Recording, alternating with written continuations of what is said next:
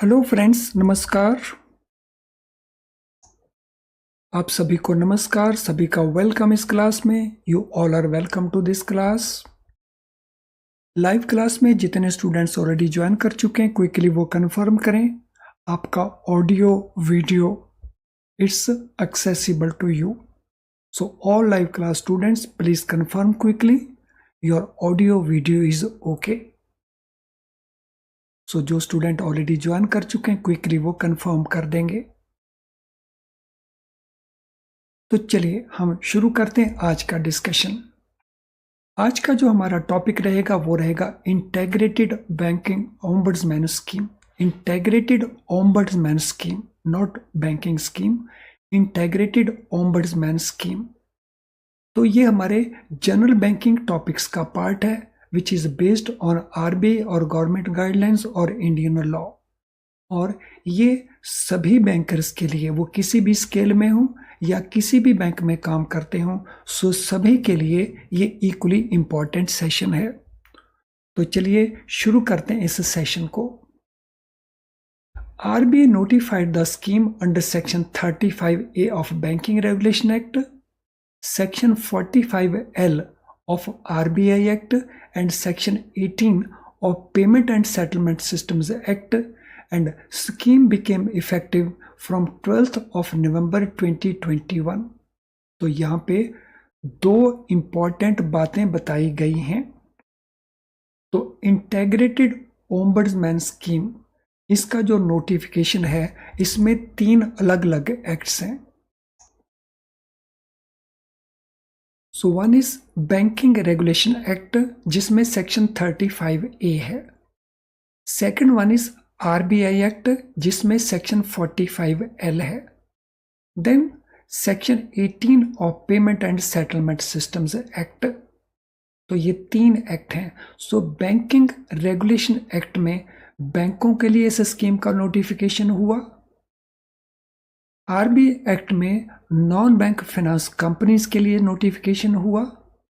And payment and settlement system act में इसका जो नोटिफिकेशन हुआ वो पेमेंट एग्रीगेटर्स के लिए हुआ। और this new scheme came into effect from 12th November 2021। New scheme repealed banking ombudsman scheme 2006, ombudsman scheme for non bank finance companies and ombudsman scheme for digital transactions. इस नई integrated scheme ने इन 3 जो previously operate करती थी schemes, उनको इन्होंने cancel किया, उनको रिपील किया। Appointment and tenure of ombudsman. Reserve Bank of India में appoint its officers as ombudsman and deputy ombudsman for maximum 3 years at a time. यानी ओम्बड्समैन किनको अपॉइंट किया जाएगा? रिजर्व बैंक के ऑफिसर्स को। In the previous scheme for banking ombudsman it were general manager और CGM of Reserve Bank of India, लेकिन अब इसको चेंज किया गया है। So officers of Reserve Bank of India, so they can be appointed ombudsman by Reserve Bank of India. तो they can be ombudsman, they can be deputy ombudsman, और उनका जो पीरियड होगा at 1 point of time. So maximum period जिसके लिए उनकी appointment होगी, so that is 3 years। Centralised receipt and processing centre. RBI established center at regional office Chandigarh to receive paper complaints. Email complaints can be sent through this email ID। इस website के ऊपर जो ई complaints हैं उनको यहाँ पे भेजा जा सकता है। इस सेंटर को फाइनेंस कर रहा है reserve Bank of India. So reserve Bank of India will bear the cost. तो अगर वो पेपर कंप्लेंट्स हैं तो वो पेपर कंप्लेंट्स इस सेंटर के ऊपर भेजी जाएंगी, लेकिन अगर वो ईमेल कंप्लेंट्स हैं so they can be sent at this website. Powers and functions of Ombudsman. Ombudsman shall consider complaints of customers against regulated entities. Ombudsman जो सुनवाई करेगा, कंसिडर करेगा कंप्लेंट्स की, तो वो कस्टमर्स होंगे रेगुलेटेड एंटिटीज के कस्टमर्स। इन रेगुलेटेड एंटिटीज में पास आते हैं banks, non bank finance companies and system participants. System participants means जो पेमेंट सिस्टम पार्टिसिपेंट्स हैं। अमाउंट लिमिट, तो यहां पे हमने दो तरह की अमाउंट लिमिट का ध्यान रखना है। First, there is no limit on the amount for a dispute to be refer to ombudsman. तो जो केस ओम्बड्समैन को रेफर किया जाएगा उसमें अमाउंट का कोई लिमिट नहीं होगा। At the same time ombudsman जो ऑर्डर करेगा पास, तो ombudsman can pass the order for compensation. So compensation पे करने के लिए जो हाईएस्ट अमाउंट होगा ओम्बड्समैन के ऑर्डर में, so that is restricted to ₹20 lakh, ज्यादा से ज्यादा 20 लाख। इसके अलावा there can be additional compensation up to ₹1 lakh, 1 lakh रुपए तक का एडिशनल कॉम्पेंसेशन है over and above this 20 lakh. और ये एडिशनल कॉम्पेंसेशन किसके लिए होगा? For loss of complainant's time, expenses incurred, harassment and mental anguish suffered. So इस सारे प्रोसेस के अंदर जो कंप्लेनेंट का टाइम वेस्ट हुआ होगा, उसने खर्चे किए होंगे, एक्सपेंसेस इनकर किए होंगे, उसको हैरेसमेंट हुआ होगा, उसको मानसिक तनाव हुआ होगा, मेंटल एंग्विश, तो उसके लिए ये एडिशनल कॉम्पनसेशन है अप टू ₹1 लाख। अब इसमें 3 इंपॉर्टेंट चीजें आ गई। एक है डिस्प्यूट रेफर करने के लिए कोई अमाउंट का लिमिट नहीं होगा। सेकंड, ओम्बड्समैन कॉम्पनसेशन का जो जनरल ऑर्डर पास करेगा उसमें अमाउंट मैक्सिमम 20 लाख का होगा। थर्ड, ओम्बड्समैन जो ऑर्डर पास करेगा उसमें additional compensation up to ₹1 lakh होगी and that will be for any of these situations. Ombudsman shall send to Deputy Governor RBI a report as on March 31st every year containing general review of the activities। तो ये एक requirement है जो ombudsman के level के ऊपर है। तो वो एक रिपोर्ट भेजेगा deputy governor reserve Bank of India को हर 31 मार्च के लिए, जिसमें जनरल रिव्यू होगा उसकी एक्टिविटीज का। ग्राउंड्स ऑफ कंप्लेंट, कस्टमर जो कंप्लेंट करेंगे उसके ग्राउंड्स ऑफ कंप्लेंट क्या होंगे? एक customer aggrieved by an action और omission of regulated entity resulting in deficiency in service, that is a shortcoming or an inadequacy in a financial services that may or may not result in financial loss, can file complaint personally or through an authorized representative but not through advocates। So जो complaint के grounds होंगे वो क्या रहेंगे? कोई भी customer जिसको regulated entity ने कोई भी एक्शन लिया है या एक्शन नहीं लिया, तो उसके कारण डेफिशिएंसी ऑफ सर्विस नजर आती है, तो there is a service standard, उस सर्विस स्टैंडर्ड को कंप्लाई नहीं किया, there is a deficiency. So deficiency का मीनिंग है कि कोई शॉर्टकमिंग है या कुछ इनएडुकेट है फाइनेंशियल सर्विसेज के अंदर, और ये जरूरी नहीं कि उसके में फाइनेंशियल लॉस हो। So there may be some financial loss, there may not be financial loss. तो उस केस में ये कंप्लेंट पर्सनली की जा सकती है बाय द कंप्लेनेंट, या it can be done through authorized representative also. लेकिन ऑथोराइज्ड रिप्रेजेंटेटिव के अंदर एडवोकेट्स नहीं होंगे। तो यानी ओम्बड्समैन के अंदर जो कंप्लेंट किया जाएगा उसमें एडवोकेट की सर्विसेज को यूज नहीं किया जा सकता।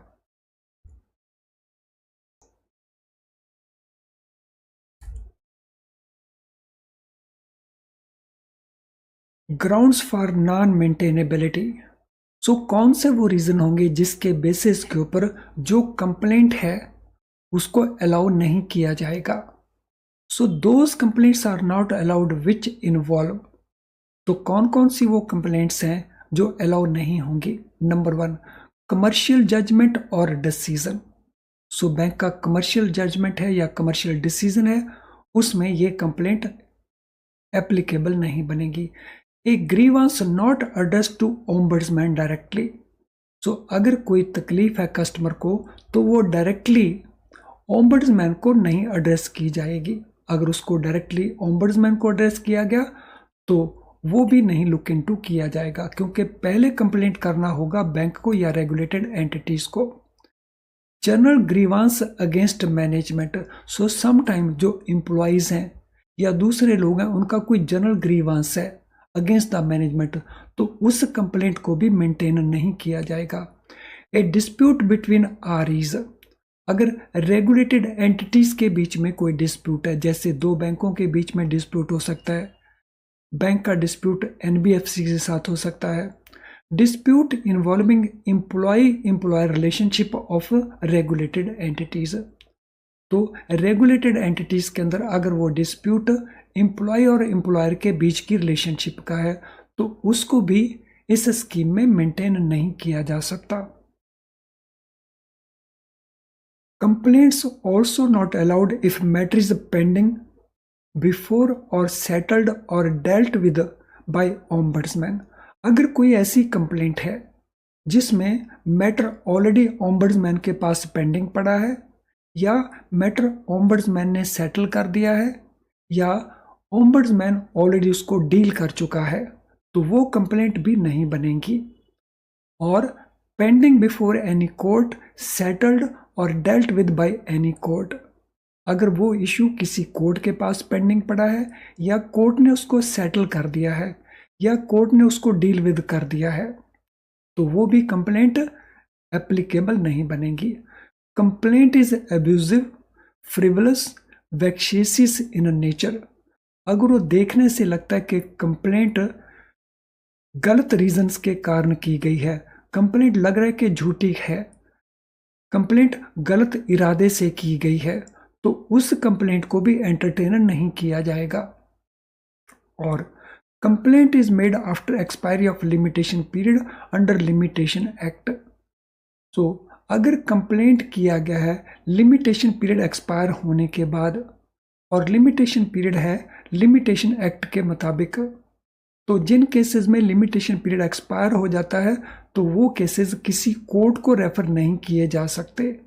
सो लिमिटेशन अवेलेबल होने के कारण जो केस किसी कोर्ट को रेफर नहीं किए जा सकते उनको ओम्बड्समैन को भी रेफर नहीं किया जा सकता। और कंप्लेंट्स प्रोवाइड्स इनकम्प्लीट इन्फॉर्मेशन। जब कंप्लेंट में प्रॉपर पूरी इंफॉर्मेशन नहीं दी गई है, या complaint is lodged through advocate, तो ये सारी कंप्लेंट्स भी ओम्बड्समैन एंटरटेन नहीं करेंगे।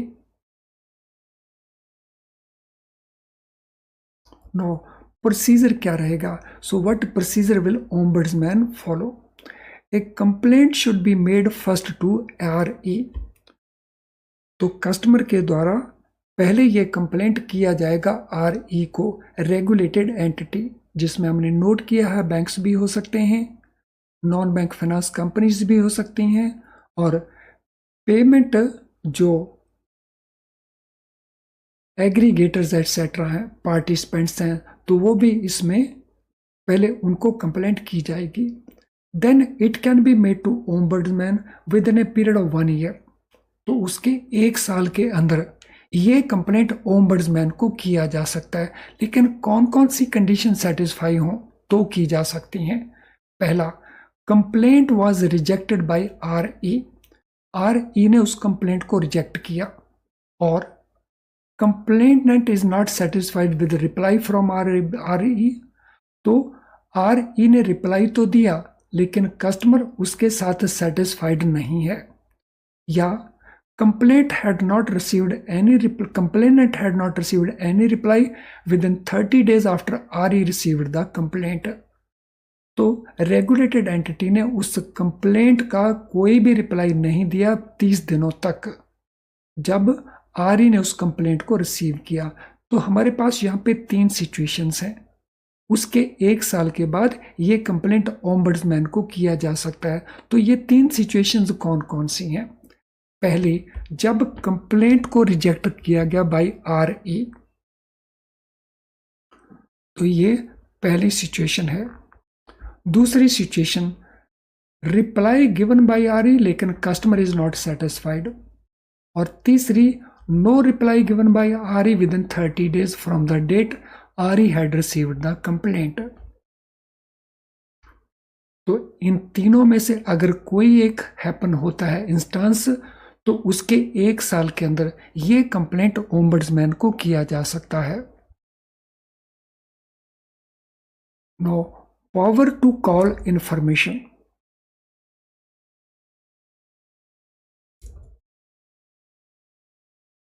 Ombudsman can seek information or certified copies of document from RE who shall file its written reply within 15 days। अगर ओम्बड्समैन को लगता है कि उसे किसी इंफॉर्मेशन की ज़रूरत है या उसको चाहिए सर्टिफाइड कॉपी ऑफ डॉक्यूमेंट्स, तो वो RE से मांग सकता है और RE ये डॉक्यूमेंट्स, ये information with in 15 days submit करेगा। If RE omits or fails to file the reply, Ombudsman may proceed ex parte to pass an order or award। अगर RE इंफॉर्मेशन प्रोवाइड नहीं करता, तो उस केस में ombudsman अपने level के ऊपर डिसीजन ले सकता है। एक्स पार्टी मीन्स वो डिसीजन जो उस पार्टी की एब्सेंस में लिया जा सकता है, और उस केस में ombudsman will pass an order और पास एन अवार्ड, और in that case there will not be any right available for appeal to RE against such award। अब क्योंकि RE ने वो क्लैरिफिकेशन नहीं दिया, वो इंफॉर्मेशन प्रोवाइड नहीं की, सर्टिफाइड कॉपीज प्रोवाइड नहीं की, तो उस केस में RE अपील नहीं कर सकता अगेंस्ट दिस अवार्ड और against this order. Resolution of complaints। Ombudsman shall endeavor to promote settlement by agreement between parties through facilitation or conciliation or through mediation। Proceedings shall be summary in nature। तो ombudsman का effort क्या रहेगा? उसका effort रहेगा कि वो agreement के through settlement हो जाए, इसको प्रमोट करेगा, और ये सेटलमेंट के लिए वो फैसिलिटेशन प्रोवाइड करेगा, वो कंसिलेशन प्रोवाइड करेगा, वो मीडिएशन प्रोवाइड करेगा, और जितनी भी ये प्रोसीडिंग्स होंगी वो समरी प्रोसीडिंग्स होंगी, यानी मोर और less based on the return replies. Friend, इससे पहले कि हम आगे प्रोसीड करें, this is important information for you. Free live class जो इस समय आप ज्वाइन कर चुके हैं, so this class is very useful for scoring better. अगर आपने अपने स्कोर को बेटर करना है तो ये क्लास बहुत यूजफुल है, तो इसको आपने कंटिन्यू करना है ऑलवेज। लेकिन ये भी याद रखना है, is it enough to pass the exam? No, it is not enough to pass the exam, क्योंकि एग्जाम पास करने के लिए you must cover full syllabus, और इस सिलेबस में आपकी जनरल बैंकिंग भी है और आपके इंटरनल सर्कुलर्स हैं। इंटरनल सर्कुलर्स आपको अपने लेवल के ऊपर कंप्लीट करने होंगे, और जहां तक जनरल बैंकिंग की बात है, सो लाइव क्लास में हम सभी पार्ट्स को कवर नहीं कर पाते बिकॉज ऑफ टाइम कंस्टेंट, तो वहां आपको बहुत सारी हेल्प प्रोवाइड करेंगे हमारे best quality very low priced recorded video lessons. तो आप हमारे वीडियो लेसन्स को यूज कर सकते हैं फॉर जनरल बैंकिंग। इसके अलावा हमारा क्वेश्चन बैंक है, प्रैक्टिस के लिए उसको यूज कर सकते हैं। अगर आपको PDF स्टडी नोट्स चाहिए तो वो आपको अवेलेबल हो जाएंगे। रिजर्व बैंक ऑफ इंडिया की डायरेक्शन की जो समरी है फॉर द लास्ट 1 ईयर, तो वो आपको अवेलेबल हो जाएगी, और ये सब कुछ अवेलेबल है हमारी ऐप के अंदर। तो हमारी ऐप में आप इन फैसिलिटीज को यूज कर सकते हैं और बेनिफिट ले सकते हैं अपने स्कोर को इम्प्रूव करने के लिए। तो चलिए अब हम अगले पार्ट को कवर करते हैं, अवार्ड बाय ओम्बड्समैन। ओम्बड्समैन का जो अवार्ड है, जो उसका ऑर्डर है,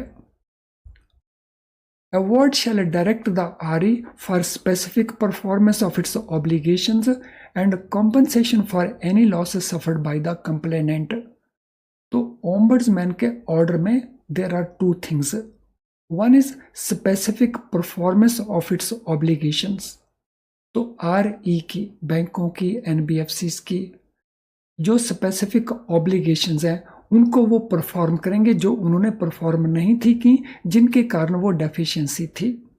इन addition to this there will be compensation for any loss suffered by the complainant. तो यहाँ पे आप क्विकली मुझे बता देंगे ये कॉम्पनसेशन का मैक्सिमम अमाउंट कितना हो सकता है नॉर्मल केसेस के अंदर. Yes, what is normal maximum amount of compensation?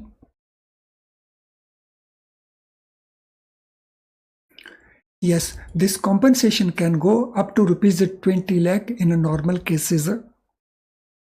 A copy of the award will be sent to complainant and RE. So इस अवार्ड की, इस ऑर्डर की जो कॉपी है वो कंप्लेनेंट को भी भेजी जाएगी और रेगुलेटेड एंटिटी को भी भेजी जाएगी by ombudsman. Award shall lapse if a complainant does not furnish acceptance in full and final settlement of claim to RE within 30 days from date of receipt of a copy of award. So this is important part. इस award के ऊपर जो complainant है उसको action कितने दिन में लेना होगा? Within 30 days. और ये एक्शन क्या है? तो ये एक्शन है acceptance of that order in full and final settlement. यानी जो कंप्लेनेंट है वो इस ऑर्डर को फुल एंड फाइनल सेटलमेंट के तौर के ऊपर एक्सेप्ट करेगा और ये एक्सेप्ट वो भेजेगा RE को और टाइम रहेगा 30 डेज का from date of receipt of copy of the award. तो अगर कस्टमर ये नहीं करता, कंप्लेनेंट ये नहीं करता, तो जो ऑर्डर किया गया है, जो अवार्ड है वो लैप्स कर जाएगा, यानी वो ऑर्डर इनइफेक्टिव हो जाएगा जिसमें कंप्लेनेंट को कोई बेनिफिट फिर अवेलेबल नहीं हो पाएगा. RE shall comply with the award and intimate compliance to ombudsman within 30 days from date of receipt of acceptance from the complainant. अब इस केस में RE की रिस्पॉन्सिबिलिटी क्या रहेगी? सो RE उस ऑर्डर का कंप्लायंस करेगा. कितने पीरियड में ये कंप्लायंस करेगा? और कंप्लायंस के बाद वो इंटीमेट करेगा इस कंप्लायंस को within 30 days from date of receipt of acceptance from the complainant. यानी RE को ये एक्शन जो लेना है वो एक्शन 30 डेज में ही लेना है. और 30 डेज में ये एक्शन कब से 30 डेज शुरू होंगे? सो 30 डेज का ये पीरियड होगा receipt of acceptance from the complainant. So complainant के लिए 30 डेज का टाइम है रिसीट ऑफ अवार्ड और बैंक के लिए 30 डेज का टाइम है receipt of acceptance from the complainant. तो 30 डेज के बीच में कंप्लायंस रिपोर्ट भेजनी होगी ओम्बड्समैन को. Rejection of complaint. अगर ओम्बड्समैन इस कंप्लेंट को रिजेक्ट कर देते हैं तो what will happen in that case? Ombudsman may reject a complaint at any stage. किसी भी स्टेज के ऊपर ओम्बड्समैन इस कंप्लेंट को रिजेक्ट कर सकते हैं और उस केस के अंदर जो अपील है वो एपेलेट अथॉरिटी को किया जाएगा. सो अपील बिफोर एपेलेट अथॉरिटी. और एपेलेट अथॉरिटी कौन होगा? एग्जीक्यूटिव डायरेक्टर होंगे. सो प्रीवियस स्कीम के अंदर इट वाज डिप्टी गवर्नर, लेकिन रिवाइज्ड स्कीम में इट इज एग्जीक्यूटिव डायरेक्टर. वो एग्जीक्यूटिव डायरेक्टर जो इंचार्ज हैं RBI उस डिपार्टमेंट के जो इस स्कीम को एडमिनिस्टर कर रहे हैं. RE can appeal to appellate authority within 30 days from date of receipt of acceptance from complainant, but with previous sanction of a chairman, MD और CEO. अगर ये अपील RE ने करनी है, बैंक ने, NBFC ने अगर ये अपील करनी है तो अपील का टाइम लिमिट कितना है? 30 days from date of receipt of acceptance from the complainant। लेकिन आरई को ये कंप्लेंट करना होगा पहले परमिशन लेकर के। किसका परमिशन? या तो चेयरमैन का, या मैनेजिंग डायरेक्टर का, या चीफ एग्जीक्यूटिव ऑफिसर का। तो उस परमिशन के बाद ही ये कंप्लेंट, ये अपील किया जा सकता है to the appellate authority. Complainant can also make appeal within 30 days from date of receipt of award।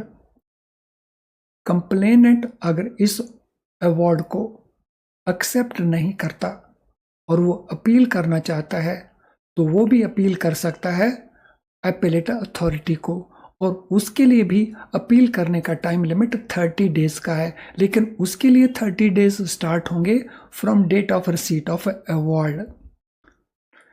Appellate authority अगर चाहे तो 30 डेज का एडिशनल पीरियड कंप्लेनेंट को दे सकता है। सो एपेलेट अथॉरिटी में allow A further period of 30 days. तो 30 दिन दोनों ने जाना है, बैंक और एपेलेट और कंप्लेनेंट ने। तो 30 डेज का time period appellate authority provide कर सकती है, एक्सटेंड कर सकती है इन जेन्युइन केसेस। एपेलेट अथॉरिटी में dismiss the appeal, may allow the appeal or set aside the award or order of ombudsman or pass any other order as it may deem appropriate। जो appellate authority है उसके पास क्या क्या options available हैं? So it can dismiss the appeal, it can allow the appeal, or it can set aside the award or order, or it can pass any order it may deem appropriate। तो उसके पास different options हैं, इनमें से किसी भी option को वो adopt कर सकती है। और मैटर्स क्या क्या हैं? आरई शैल अपॉइंट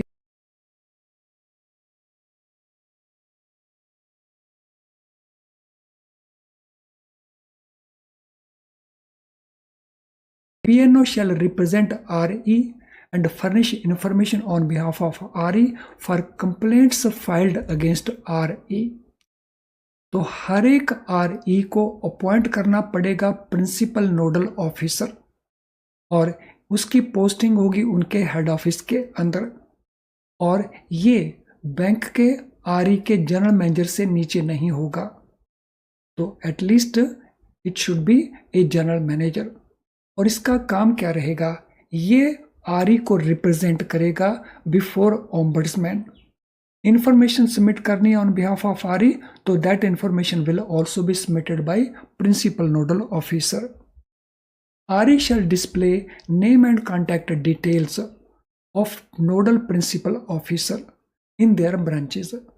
तो आरई को डिस्प्ले करना होगा नेम एंड कॉन्टैक्ट डिटेल्स, जिसमें टेलीफोन, मोबाइल नंबर और ईमेल आईडी होगा प्रिंसिपल नोडल ऑफिसर का, पीएनओ का, और ये उनकी सभी ब्रांचेस में डिस्प्ले किया जाएगा।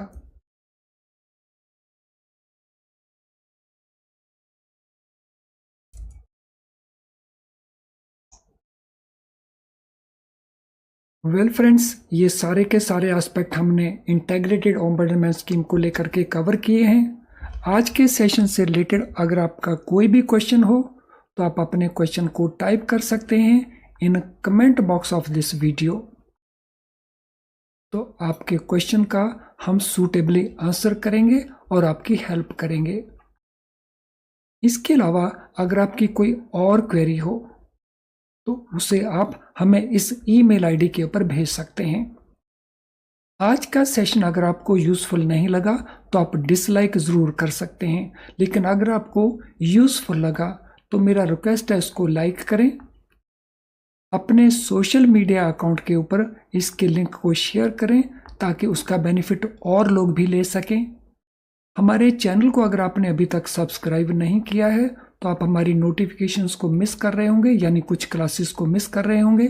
तो मेरा रिक्वेस्ट है इसको सब्सक्राइब करें और वो भी बेल आइकन के साथ, सो दैट आप हमारी सभी नोटिफिकेशंस को ऑन टाइम रिसीव कर सकें और कोई भी क्लास आपकी मिस ना हो।